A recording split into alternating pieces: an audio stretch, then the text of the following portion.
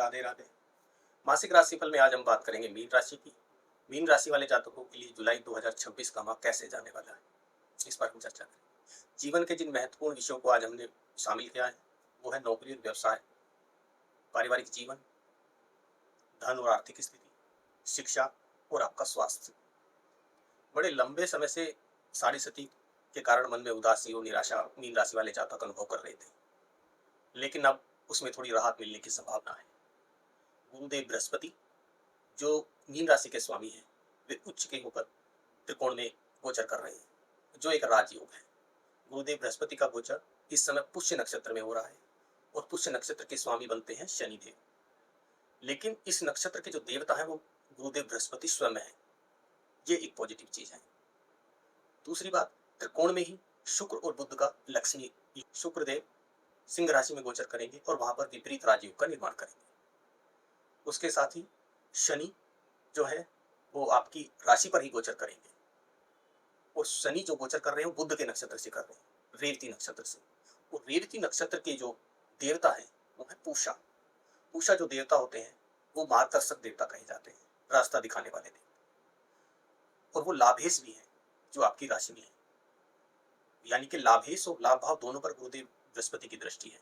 इसलिए इस समय धन की स्थिति, व्यवसाय की स्थिति, नौकरी की स्थिति और आपके स्वास्थ्य की स्थिति अच्छी रहने वाली। तो चलिए सबसे पहले हम बात कर लेते हैं नौकरी और व्यवसाय की। यदि आप नौकरी करते हैं, जॉब में हैं, प्रोफेशनल में हैं, तो आपके दशमेश बनते हैं स्वयं गुरुदेव बृहस्पति, जो उच्च के होकर आपके पंचम भाव में गोचर कर रहे हैं, यानी कि दसम और पंचम का राजयोग है। गुरुदेव उच्च के हैं, यानी कि आपको कोई नया काम मिल सकता है, आपकी जॉब प्रोफाइल चेंज हो सकती है, आपका वर्कलोड बढ़ सकता है और इसमें आपको प्रशंसा अवश्य मिलेगी, आपको इसका क्रेडिट अवश्य मिलेगा। यदि आप नौकरी चेंज करना चाहते हैं तो 15 तारीख के बाद आप प्रयास कर सकते हैं। गुरुदेव बृहस्पति की दृष्टि लगन और लाभेश दोनों पर है। यदि आप जॉब चेंज का मन बना रहे हैं तो आपको लाभ होने की संभावना है। संभव है कि इस दौरान आपका प्रमोशन हो जाए, इंक्रीमेंट हो जाए, ऐसी कुछ चर्चा आपकी बॉस के साथ अगर इनिशिएटिव अगर आप लेना चाहते हैं तो ये बहुत अच्छा समय है। उसके साथ ही गुरु और बुध का संख योग भी रहेगा। गुरुदेव बृहस्पति आपके भाग्य स्थान पर भी दृष्टि रखेंगे, यानी कि अपॉर्चुनिटी आपके पास आएंगी, आपको बस उनको कैश कराना है। आइए बात करते हैं व्यापार की।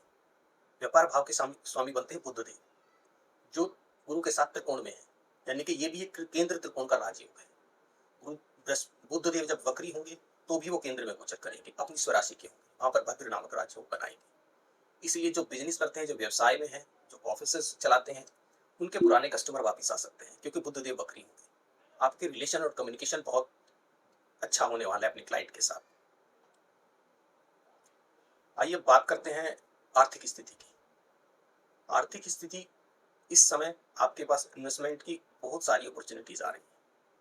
आप इन्वेस्टमेंट कर सकते हैं, लेकिन सोच समझ कर, क्योंकि बुध वक्री है, वहां पर जल्दबाजी कर सकते हैं आप डॉक्यूमेंटेशन में कुछ गड़बड़ी हो सकती है, कोई आपको रॉन्ग इन्फॉर्मेशन दे सकता है। इससे आपको संभल कर रहना पड़ेगा जब आप इन्वेस्टमेंट कर रहे हो। उसके साथ ही मंगल की दृष्टि आपके छठे भाव पर होगी, जहां पर केतु पहले से विद्यमान है। यदि आपके ऊपर कोई पुराना कर्ज है तो उसके उतरने की संभावना हमें दिख रही है। आपका कोई रुका हुआ पुराना पैसा, कोई इन्वेस्टमेंट किया हुआ पैसा आपको मिलने की संभावना है। चलिए अब बात करते हैं पारिवारिक जीवन की। पारिवारिक जीवन के भाव के मालिक बनते हैं मंगल, जो आप इस थर्ड हाउस में आपकी राशि से गोचर कर रहे हैं। तो इस समय बुध वक्री भी होंगे, जो केंद्र में पहुंचेंगे, आपके सुख भाव में, आपके परिवार के भाव के सुख के भाव में पहुंचेंगे। तो परिवार में अगर किसी पुरानी बात पे कोई विवाद या कुछ समस्या अगर आपकी हो रही थी तो इस समय वो सुलझ सकती है 4 तारीख से पहले। 4 तारीख के बाद जब शुक्र गोचर करेंगे सिंह राशि में, उस समय वो राहु केतु के एक्सेस में होंगे और मंगल का प्रभाव भी रहेगा। तो इसलिए वहां पर संवाद संभल कर करें, विशेषकर किसी स्त्री पक्ष के साथ, इससे आपको लाभ होगा। रिलेशनशिप में कम्युनिकेशन, ट्रांसपेरेंसी और भरोसा रखिए, नहीं तो रिलेशनशिप गड़बड़ा सकता है, रिलेशनशिप ब्रेक हो सकते हैं। चलिए आइए अब बात करते हैं शिक्षा के भाव में। पहले से गुरुदेव बृहस्पति उच्च के हैं और वहां से वो आपके नवम भाव को भी देखते हैं और साथ में लग्नेश को भी देखते हैं। शिक्षा के लिए समय अच्छा है।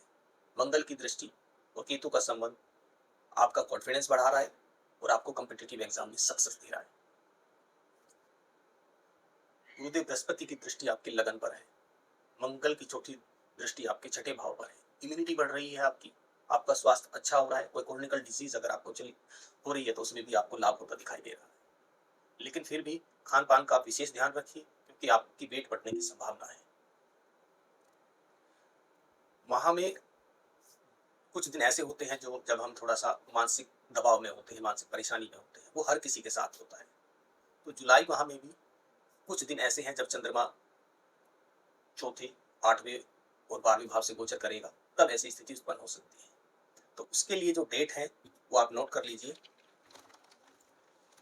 4, 5, 6, 14, 15, 22 और 23, ये वो तिथियां हैं जिसमें आप कोई नया डिसीजन लेने में सावधानी बरतें। इसके साथ ही जो लकी नंबर है वो है 3, 7 और 9। शुभ दिन गुरुवार और शुक्रवार रहेगा। जो इस माह के उपाय रहेंगे कि खीर बनाकर आप माँ दुर्गा को मंदिर में जाकर के भोग लगाएं, जरूरतमंदों को भोजन कराएं। उसके साथ ही बरगद की जड़ों में मीठा कच्चा दूध डालें।